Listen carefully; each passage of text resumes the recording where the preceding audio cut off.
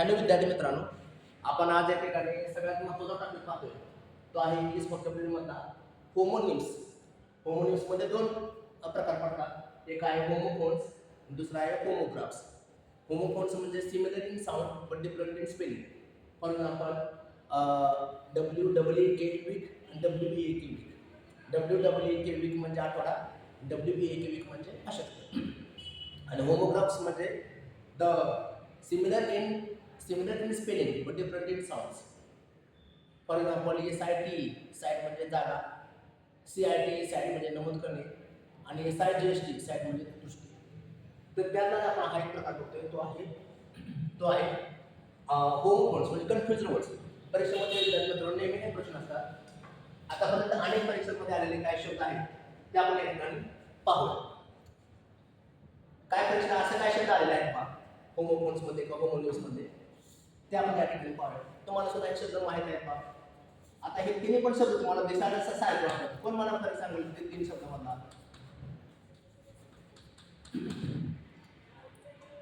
तिन्ही शब्द सारखे वाटतात. तुम्ही पाहता असं वाटेल की यू विल गेट कन्फ्युज, असं वाटेल की तिन्ही शब्द सारखे.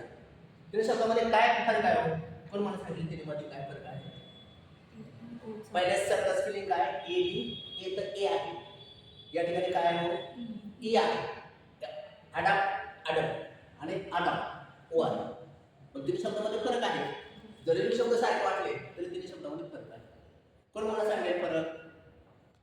अडॅप्ट म्हणजे जुळवून घेणे. अगदी बरोबर आहे. अडॅप्ट अर्थ मिळते जुळते करणे किंवा जुळवून घेणे. अगदी बरोबर आहे.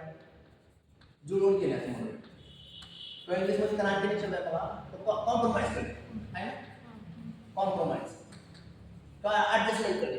कॉम्प्रोमाइज करणे किंवा ॲडजस्टमेंट करणे. हे अडॅप्ट ADPT. हे अडॅप्टचा अर्थ काय आहे? हे अडॅप्टचा अर्थ काय करणे? जर आपण प्रवीण असले किंवा हुशार असले, प्रवीण असले एखाद्या गोष्टीमध्ये हुशार असले किंवा इंग्लिशमध्ये त्याला काय म्हणतात आपण एक्सपर्ट म्हणतात. एक्सपर्ट असले, हुशार असले. आणि हे अडॅप्टचा अर्थ काय करणे? घेणे, दत्तक घेणे किंवा स्वीकारणे असा अर्थ. स्वीकारणे किंवा दत्तक घेणे, ज्याला आपण ऍक्सेप्ट असं म्हणतो. आता ह्या ठिकाणी आता परीक्षेला एक प्रश्न आला आहे पहा, हे तुम्ही उत्तर सांगू शकता पहा. दिसते का तुम्हाला? फॉर एक्झाम्पल एकदम असा प्रश्न आला आहे, तुम्ही याचं उत्तर सांगू शकता. Bruce Lee was dash dash dash dash dash in martial arts. Bruce Lee was dash dash dash in martial arts. आणि तुम्हाला पर्याय असे दिलेले आहेत पहा. Adopt,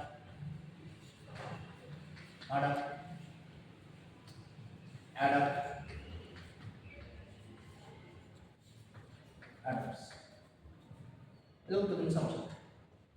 Bruce Lee was in martial arts. Bruce Lee हा मार्शल आर्ट्स मध्ये, karate कलेमध्ये एक्सपर्ट होता, हुशार होता, प्रवीण होता. कुठला ऑप्शन आहे? अगदी बरोबर आहे. कारण या ठिकाणी ब्रुस ली हा एक्सपर्ट होता असा अर्थ नसणार. ब्रुस ली हा एक्सपर्ट होता. एक्सपर्ट असण्यासाठी काय शोधणार? हे अडॅप्टचा अर्थ काय म्हणजे स्वीकारणे. त्या अडॅप्टचा अर्थ एक्सपर्ट असते, हुशार असते. त्या अडॅप्टचा अर्थ मिळतो ते. आणि अडॅप्ट म्हणजे त्याचाच फॉर्म आहे. एका करणार आहे गेल्या 3-4 वर्ष पुढच्या परीक्षेला आलेला आहे. कळलं तुम्हाला हे? समजते? नेक्स्ट बघा. तर पुढचा शब्द तुम्ही मला सांगू शकता. काय शब्द कसा असतो बघा, कसा आपण नाम कसं बघा.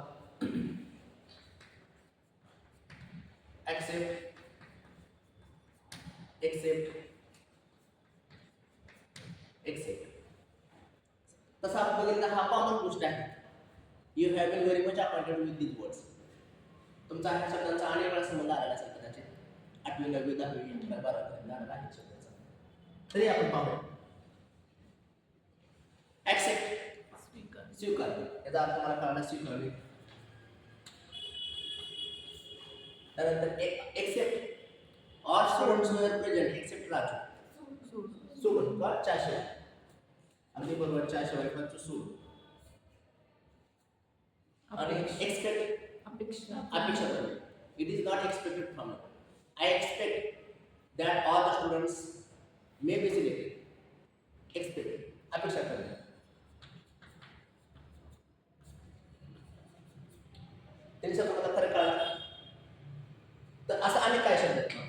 हा एक शब्द आहे बा. तुम्ही मला 3 शब्द म्हणता. आता सगळे शब्द मला घेणे शक्य नाही. जे शक्य आहे किंवा जे मला महत्त्वाचे वाटतात ते शब्द मी तुमच्यासमोर ठेवतो. आता असं बरेच शब्द आहेत, बरेच शब्द असतात. आता ह्याच्यावर हा शब्द आहे बा. अनेक परीक्षेमध्ये आतापर्यंत येऊन गेलेला शब्द आहे.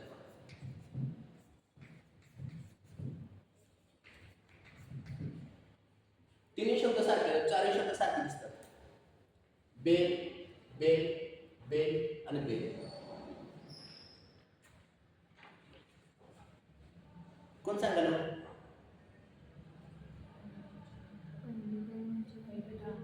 बेल.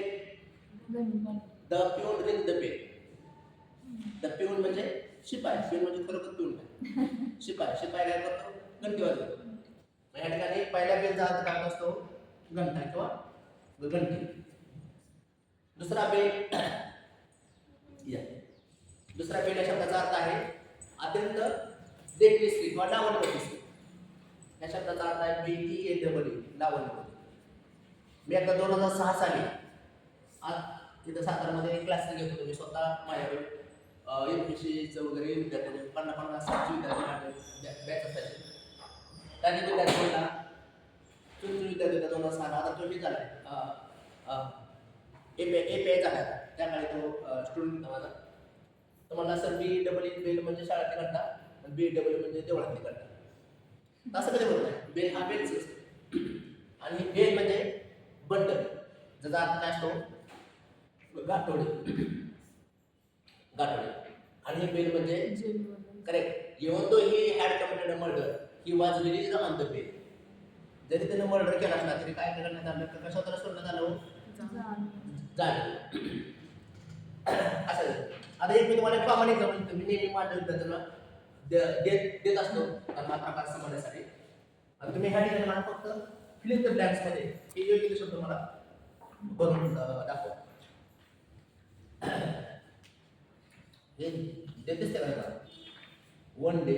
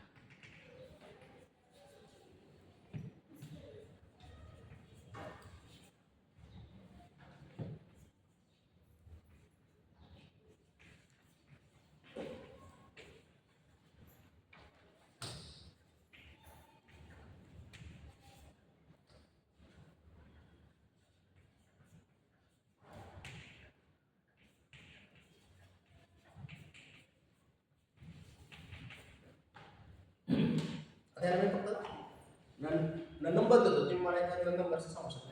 किती नंबरचे शब्द तुम्ही सांगू.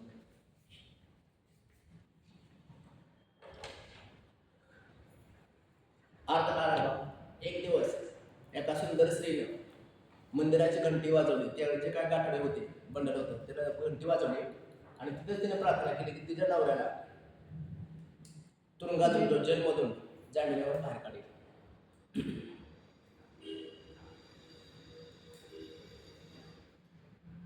मग सांगू शकता मला या ठिकाणी काय आलेलं आहे? पण या ठिकाणी सगळे शब्द सारखं पडतो बा. पहिला बेल या शब्दाचा अर्थ काय आहे? पहा, पहिला बेल या शब्दाचा अर्थ आहे बेल. अगदी बरोबर.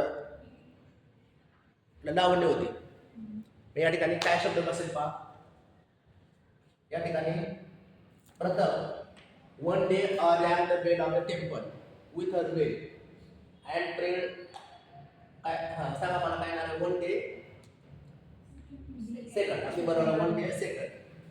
One day a bell rang the bell, first bell of the temple with her babe and prayed or decided to release her husband on the bed from the. कळलं तुम्हाला? हे सगळ्या शब्दांचा अर्थ काय नाव? एकच आला आहे. सगळ्या शब्दांचा अर्थ जो आहे असं अनेक शब्द परीक्षेमध्ये आलेले असतात. जे तुम्हाला नेहमी परीक्षेच्या दृष्टीने जास्त महत्वाचे आहे.